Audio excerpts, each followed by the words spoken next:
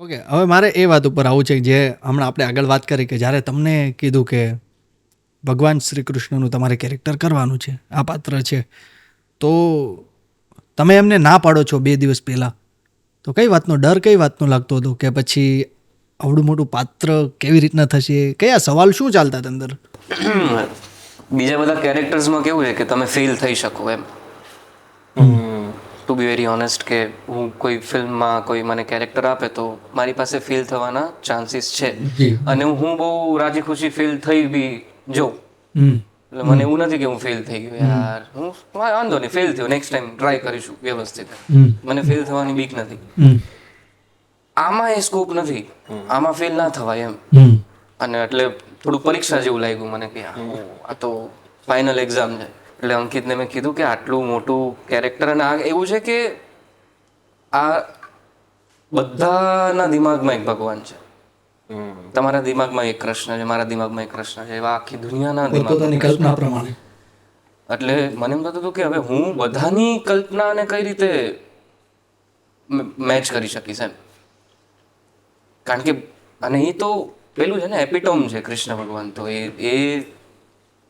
એટલે થોડું બી કદાચ આમ હશે તો પેલું થશે કે યાર આ મારો કૃષ્ણ આવો નથી એમ. એટલે બધાના બહુ પર્સનલ રિલેશન છે કૃષ્ણ ભગવાન જોડે એમ.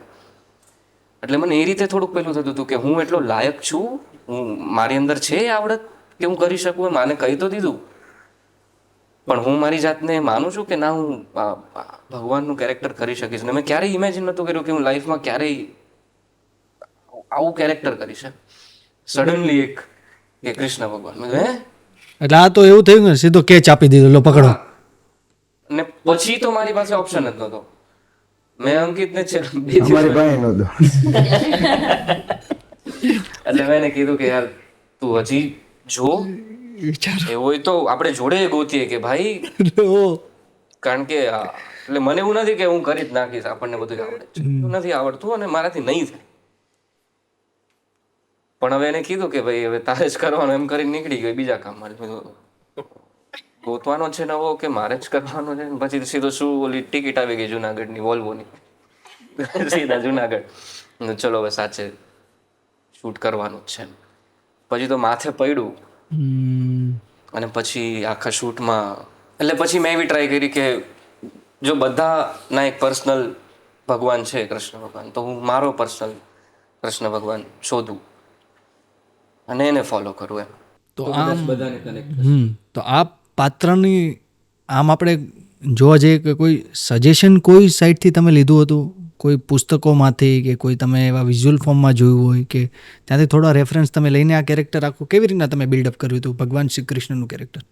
આ બહુ અઘરું કારણ, એટલે આ મેં તો કોઈને કીધું નથી. મેં છે ને ઓશોની બુક છે કૃષ્ણ મારી દ્રષ્ટિએ કરીને, બરાબર, એ મેં બુક મારા ફ્રેન્ડ પાસે હતી. મેં કીધું લાવ ને થોડુંક મારે વાંચવું છે, શું કે ઓશો શું કહે છે. કારણ કે ઓશો તો એને દૂર દૂર સુધી કોઈ સંબંધ નહીં ભગવાન જોડે. અને મેં કીધું એને કૃષ્ણ ભગવાન વિશે લખ્યું છે એટલે મારે થોડુંક રસ પડ્યો કે આમાં વાંચીએ. પછી મેં બુક લીધી ને પછી મેં 1-2 પેજીસ વાંચ્યા ને પછી મેં બંધ કરી દીધું. પછી મને રિયલાઇઝ થયું કે એને બુકનું ટાઇટલ જ એવું લખ્યું છે કે કૃષ્ણ મારી દ્રષ્ટિ. તો એ તો એની દ્રષ્ટિ છે ને, તો હું એની દ્રષ્ટિ કેમ મારીમાં લઉં? તો હું મેં કૃષ્ણને મારી દ્રષ્ટિ છે. ને પછી મને જે કનેક્શન ફીલ થયું એની સાથે મેં એના પર કામ કર્યું. એવો સમય વચ્ચે કોઈ આવ્યો હતો કે થોડુંક અઘરું પડી જતું હતું? બહુ આમાં એક સીન છે ફિલ્મમાં, એવું હતું કે એ ગોલ્ડન આર જે સાંજે 15-20 મિનિટનો એક ટાઈમ મળે કે 5-7 મિનિટ કે તમને ઓરેન્જ કલરનો સન દેખાય જી, અને 5-7 મિનિટમાં નીચે જતો રહે એટલે પાછું આખું અંધારું થાય. એટલે એ એક પર્ટિક્યુલર ટાઈમ વિન્ડોમાં અમારે સીન શૂટ કરવાનો હતો. અને પહેલા દિવસે અમે સીન સ્ટાર્ટ કર્યો શૂટ કરવાનો. નો ડાઉટ એ સ્ક્રિપ્ટમાં હતો, પણ પ્રોસેસ એવી રહી છે કે આપણે પહેલા સ્ક્રિપ્ટ ભૂલીને એકવાર આપણે જોઈએ કેવું થાય છે. જી, તો એ સીન પરફોર્મ કરવાનો ચાલુ કર્યો તો એ કદાચ 15-20 મિનિટ મારી અંદરની બધો કચરો કે મારે જે બોલવું હતું એ બધું બોલી દીધું, જે નહોતું સેટ થતું. જી જી. તો એ દિવસનો એ સીન તો શૂટ ના થયો. બીજા દિવસે ફરીથી એ ટાઈમ વિન્ડોમાં શૂટ કર્યું, ત્યારેય ના થયો. ત્રીજા દિવસે ફરીથી કર્યું, ત્યારેય ના થયો. હવે ઇન બિટવીન ખબર પડી કે કરવાનું શું છે. આ 3 દિવસ કહું છું ને કે સતત તમે ફેલ થયા. તમે ફેલ થાવ ને તો તમને ખબર પડે કે ભાઈ શું કરવાનું. એટલે અમે 3 દિવસ ફેલ થયા જાણી જોઈને કે ચલો આપણે ફેલ થવા જઈએ. ફેલ થયા પછી સમજાનું કે અચ્છા આપણે આ નથી કરવાનું ને આ કરવાનું છે. એટલે હું એ વિચારતો હતો કે શું કરી શકીએ, અને બધા એ વિચારતા સીનમાં શું કરી શકીએ. ચોથા દિવસે સવારે ખબર નહીં શું થયું, સવારે હું ઉઠ્યો, મેં કીધું કે આપણે આવી કરીએ, તો કે આજે ટ્રાય કરીએ. અને એ દિવસે સીન શૂટ થયો. ચોથા દિવસે અમે 2 વાર કર્યો. એક વાર તો કર્યો જ, ડન થયો. બીજી વાર બી ડન લક. એટલે એ થોડો એ સીન થોડો કાઠો હતો કે ભાઈ, અને પર્સનલ બી હતો એ સીન, મતલબ Personal બી હતો. એ ગીતા જ્ઞાન છે film. એટલે થોડું હતું કે ભાઈ આ થોડુંક અને એ મેં કી સીન હતો એમ સીન ફિલ્મ હતો ફિલ્મનો. કે ટ્રીટમેન્ટ વાળો આખો સીન હતો પ્રોપર. આવા જ પોડકાસ્ટ વધારે જોવા માટે તમે અત્યારે જ આ ચેનલને સબસ્ક્રાઇબ કરો.